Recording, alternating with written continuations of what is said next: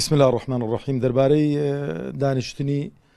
پەرلەمانی بەیانی دیارە ئەو دانیشتنە هەمان دانیشتنی هەفتەی ڕابردووە کە خستویانەتە بەیانی، بەڵام ئێمە وەکو فراکسیۆنی کۆمەڵی ئیسلامی خوازیار بووین کە گۆڕانکاری لە بەرنامەی